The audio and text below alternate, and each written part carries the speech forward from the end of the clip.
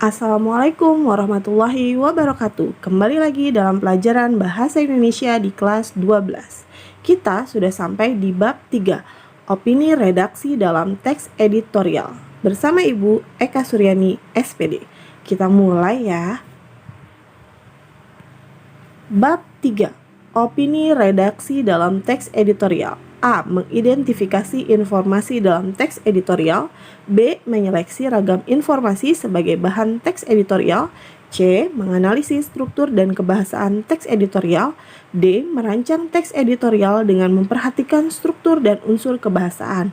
E. Menilai isi dua buku fiksi dan non-fiksi. A. Mengidentifikasi informasi dalam teks editorial, berisi pengertian teks editorial dan fungsi teks editorial, ciri-ciri teks editorial, dan sifat teks editorial. Agar lebih jelasnya, kita bahas satu persatu.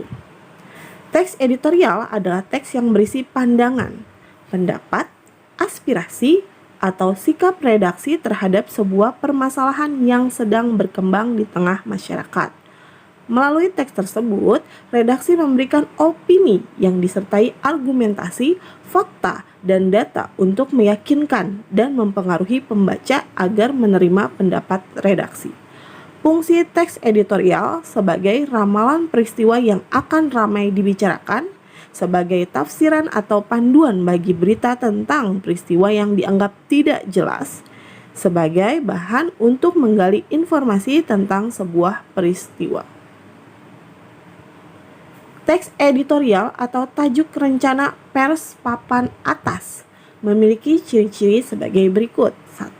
Hati-hati. 2. Normatif. 3. Cenderung konservatif. 4. Menghindari pendekatan kritis yang tajam. 5. Pertimbangan aspek politis lebih besar daripada aspek sosiologis. Sedangkan teks editorial atau tajuk rencana pers papan menengah ke bawah atau middle low media memiliki ciri seperti berikut. 1. Lebih berani. 2. Atraktif. 3. Progresif. 4. Memilih pendekatan kritis, bersifat tajam dan tembak langsung. 5. Lebih memilih pendekatan sosiologis daripada pendekatan politis. Sifat teks editorial atau tajuk rencana. A. Krusial dan ditulis secara berkala tergantung dari jenis terbitan media. B. Isinya menyikapi situasi yang berkembang dalam masyarakat luas. C. Memiliki karakter atau konsistensi teratur kepada para pembaca terkait sikap media massa. D. Terkait dengan kebijakan media bersangkutan. B. Menyeleksi ragam informasi sebagai bahan teks editorial. Jenis teks editorial. Terdapat 3 jenis teks editorial, yaitu 1. Interpretatif editorial, menjelaskan isu dengan memberikan fakta atau figur untuk memberikan pengetahuan. 2. Kontroversial editor, meyakinkan seorang pembaca pada keinginan atau menubuhkan kepercayaan pembaca terhadap suatu isu. 3. Explanatory editorial, untuk menyajikan masalah atau suatu isu supaya bisa dinilai oleh pembaca. Tipe teks editorial. A. Menjelaskan atau menginterpretasikan. B. Kritis. C. Persuasif atau membujuk. D. Ujian. Fakta dan opini dalam teks editorial. Fakta adalah perihal keadaan atau peristiwa yang merupakan kenyataan dan sesuatu yang benar-benar terjadi. Fakta yang disajikan dalam teks editorial berupa peristiwa dan data terkait dengan peristiwa yang dibahas. Pendapat atau opini redaksi dalam teks editorial dapat berupa penilaian, kritik, prediksi, berupa dugaan berdasarkan fakta empiris, harapan, dan saran penyelesaian masalah. Ragam informasi dalam teks editorial. Isu aktual dalam media informasi. Penulis teks editorial akan memulai menulis dengan cara mendata peristiwa-peristiwa yang berkembang dalam masyarakat. Peristiwa-peristiwa yang terjadi dalam masyarakat tersebut lalu diklasifikasikan ke dalam beberapa kelompok yang berdasarkan aktualisasinya, keluarbiasaannya atau fenomenal, dan keterbantahannya atau kontroversial. Pendapat dan argumen dalam teks editorial. Beberapa unsur yang harus diperhatikan saat menyampaikan argumen sebagai berikut. A. Berhubungan dengan masalah yang dibicarakan. B. Dapat mempercepat pemahaman masalah, penemuan sebab, dan pemecahan masalah. C. Tidak mengulang pendapat yang pernah disampaikan pihak lain. D. Disampaikan dengan kata dan kalimat yang tepat. E. Disampaikan dengan sikap terbuka dan sopan. Saran terhadap isu faktual. Unsur-unsur yang harus diperhatikan saat menyampaikan saran dalam teks editorial sebagai berikut. A. Menghindari emosi dan prasangka negatif. B. Mengungkapkan saran dengan objektif, logis, dan jujur. C. Menunjukkan data, fakta, ilustrasi, contoh, atau perbandingan. D. Menyampaikan saran dengan urut, terperinci, dan tidak berbelit-belit sehingga saran mudah dipahami. E. Menghindari saran yang menyinggung urusan pribadi. Hal-hal penting yang perlu ada dalam teks editorial adalah 1. Latar belakang permasalahan yang sedang marak terjadi. 2. Alasan terjadinya sebuah isu permasalahan. 3. Pelaku atau tokoh yang berhubungan dengan isu permasalahan. 4. Tempat dan kapan terjadinya isu permasalahan. 5. Kronologi peristiwa. 6. Solusi permasalahan. Kelengkapan informasi dalam teks bertujuan supaya khalayak mendapat informasi komprehensif. Dengan begitu khalayak bisa mendapatkan sudut pandang atau referensi mengenai bagaimana bersikap terhadap sebuah permasalahan. Oke, struktur dan kebahasaan teks editorial. Struktur teks editorial dan kaidah kebahasaan teks editorial. Struktur teks editorial. 1. Pernyataan pendapat.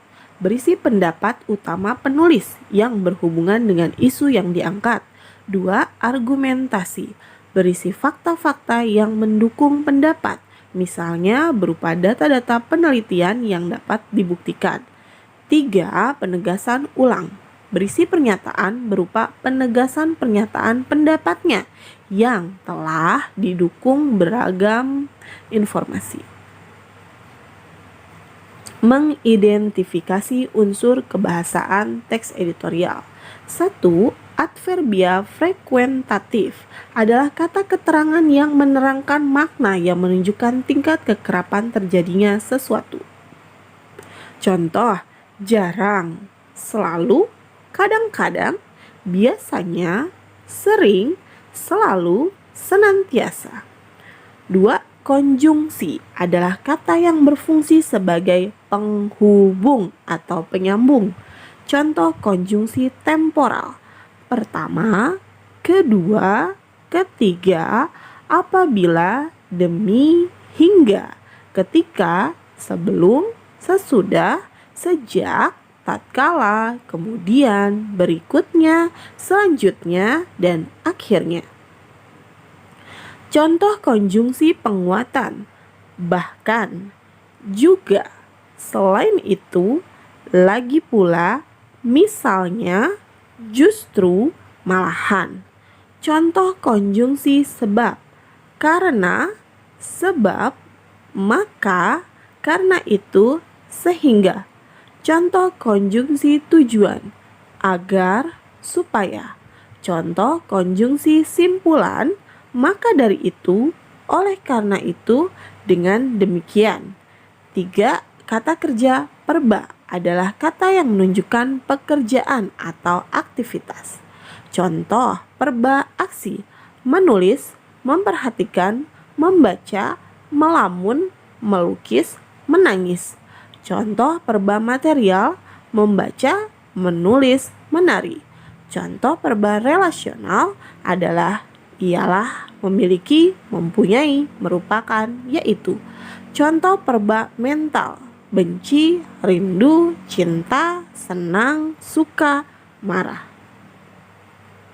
D. Merancang teks editorial dengan memperhatikan struktur dan kaidah kebahasaan. 1.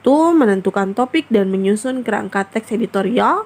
2. Menulis teks editorial berdasarkan kerangka yang telah dibuat. Langkah-langkah menentukan topik dan menyusun kerangka teks editorial.